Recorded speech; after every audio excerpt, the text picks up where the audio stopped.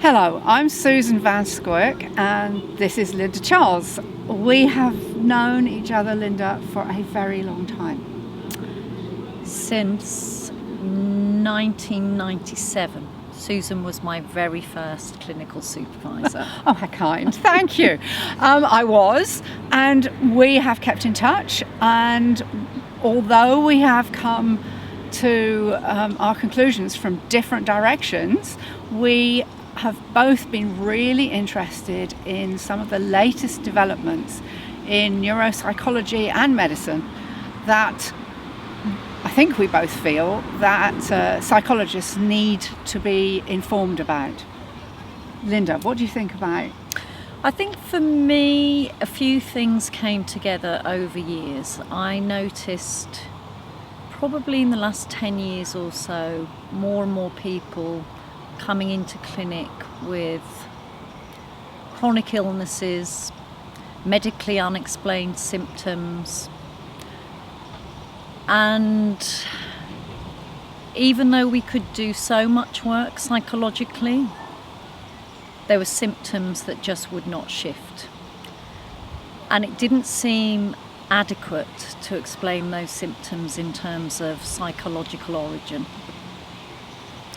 And that kind of leads to a whole new, you start reading around this stuff and you realise that even talking about psychological and physical is misleading. If not ridiculous. All right, so I'll put it more strongly. Yeah. If not ridiculous. Yes. Because certainly I'm aware that some of the most effective research is what I would call transdisciplinary. It doesn't stick within a particular area. It begins to incorporate findings from neurology, from medicine, from diet, and there's a huge boom in the idea of nutrition making a difference to mental health. Yeah, and yet there have been, if you look at the research, there are papers published as far back as the 1920s that show nutrition to be an effective form of intervention for mental health disorders. So the papers are out there, the literature continues to be published, science continues to grow, but it's not being read. Yeah. And it's not being taught. And some people have talked about what they call a translational gap, which is the time that it takes for scientific findings that are reported and published in the literature to translate into clinical practice. And it's suggested that the translational gap is 15 to 20 years. So that means that if you see a doctor who qualified 10 years ago, at least some of their knowledge is already 30 years out of date. And it makes me think about something I've become interested in, the polyvagal theory and Stephen Porges' work. And actually, now you say that, I smile because I think it's been about 15 years since he actually originally published on this. And now it's becoming more widely known in therapy. And I mean, I was slow to come to this in many ways. My interest really peaked when I started to read about very current research that is linking the gut to brain disorders. And I'm, a particular one that interested me was Parkinson's. And current thinking, the very on the edge thinking, is that we need to be researching what's going on in the stomach, because actually the first signs of Parkinson's can be seen with changes in the stomach before it has reached the brain.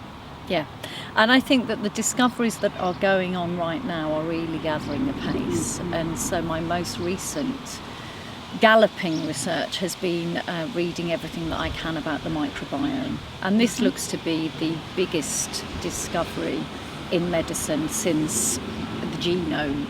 And it probably is going to change the way that we think about health, about mental health, and our whole approach. We have got to become more integrative and across. So tell me what the microbiome is. So the microbiome, and I'm no expert, but I do a lot of reading, is think of yourself as an ecosystem, right? And actually you're only about 20% human.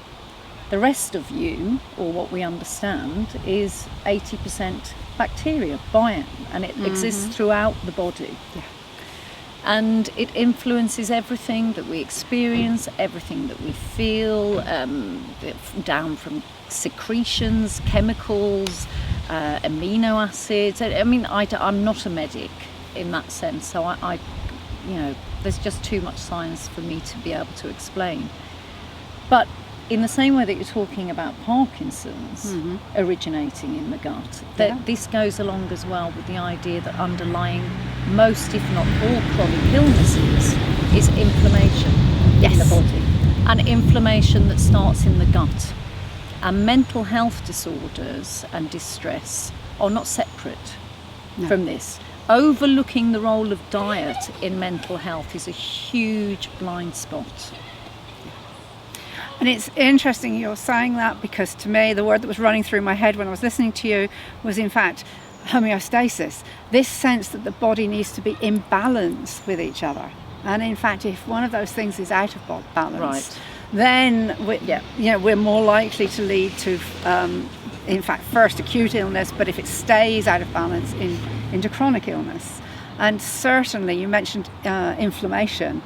And again, in the leading neurological journals at the moment, there are basically papers that are about, what is it called? Degenerative neurological disorders that used to be thought of as having no inflammatory part to them at all. And the latest papers published end of last year and this year are that all degenerative neurological disorders have an inflammatory part, and it needs to be treated. So the literature out there, the research literature, is changing by the year, if not by the month, and incorporating this. Yeah, absolutely, for sure. And I think that people often begin this journey from a point of desperation. And whilst the clinical teachings and clinical practice wait to catch up, I think individuals are more and more taking things into their own hands. And all of those anecdotes, we have to listen to those. They add up. So that's, what's it called? Not evidence-based practice, but practice-based evidence actually needs to be heard. But when you try to find the evidence base it is there. It is there. It is there. It is there. But it doesn't get the priority in people's reading or in people's teachings. So I think as psychologists, we would just like to encourage a sort of curiosity and open-mindedness. You know, no matter what our level of seniority or qualification is, we are always lacking. There is no, for example, there is no one depression. We have to become much more individualised. There is no silver bullet. There is no one standardised approach. We have got to become more open-minded. We have got to look at the literature. We have to integrate the research that's coming and the knowledge from across disciplines in order to do the very best that we can for the people that we want. About a year ago, things really started to come together for me in terms of hooking into this research and finding out as much as I can. It was both a personal and a professional journey. Professionally, over time, I'd noticed more and more presentations of I suppose we would think more of them as being autoimmune disorders now. And as I've learnt more, I now know that there are over 80 autoimmune disorders. So the kind of things I would hear about clinically would be chronic pain, fibromyalgia, dysautonomia, POTS, chronic migraine, ME, CFS, and so on and so forth. And when we when we link that with what we now know about inflammation, it turns out that there are ways in, such as through diet and exercise, sleep, lifestyle, geography, that we can't ignore. So what you're saying is that there are things now, there's enough evidence built up that there are things that we not only cannot but should not ignore. And I'm going to mention sort of the training now in psychology. where we're often taught about a particular model of therapy or something like that. And I think you and I are both saying, actually, if you really open up your mind and start reading around, it's not enough. It's actually not enough in many cases. Certainly the people I work with, we talk about taking a holistic approach. I think we really need to take a holistic approach now and incorporate a lot of this new research, new findings. There is knowledge out there today that could benefit people today. So I would just say, this is an exciting time. The science is evolving rapidly. Read. And certainly, and you've heard me say this before, but from my perspective, when I trained, nobody talked about neuroplasticity because nobody believed it existed. And now neuroplasticity is incorporated in so many of the treatments of people who have actually had head injuries, strokes, and all sorts of other neuropsychological problems. There are things that I was told were never going to happen, and they're happening, and it's actually a really exciting time. Yeah, and even everything that we knew about genetics, we no longer talk about genetics. Now we talk about epigenetics, and we also know that just in the same way that genes get switched on, genes can also get switched off. Yeah.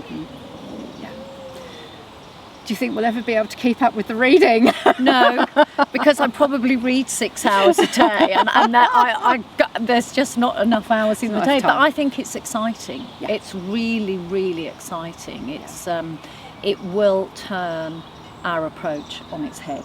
It will certainly expand our approach. Many of our current models in healthcare, are going to have to change. But it will probably take 15 years to get there. So on that note, see you again in 15 See you in 15 and we'll be reviewing where we've got to. Lovely to see you. You too. Bye.